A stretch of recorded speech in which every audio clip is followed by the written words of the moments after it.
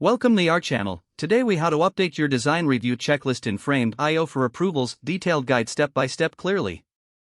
To update your design review checklist in Frame.io, begin by logging into your Frame.io account. Navigate to your project dashboard where the design review checklist is located. Click on the project to open it.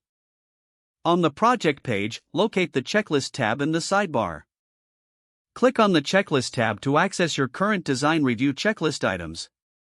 You will see a list of items that you can edit or update. To add a new item, look for the Add Item button at the top of the checklist. Click on Add Item to open a new item entry box. Type in the details of the new checklist item you want to include. Once you've finished entering the information, click Save to add it to your checklist. To edit an existing checklist item, find the item you wish to modify. Hover over the item and click the edit icon that appears. Make your desired changes in the text field. Once you are satisfied with the edits, click Save to confirm the updates. If you need to delete an item from the checklist, locate the item you want to remove. Click on the delete icon next to that item. Confirm the deletion in the pop-up window that appears.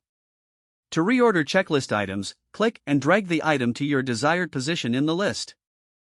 Ensure that all updates and changes are properly saved by reviewing the checklist after editing.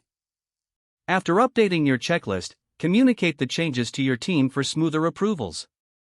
Your design review checklist is now up to date and ready for use in Frame.io.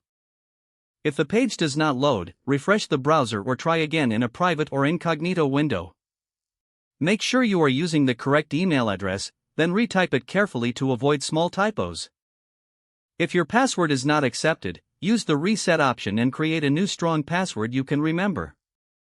Check your spam folder for verification or security emails, then complete any requested confirmation steps.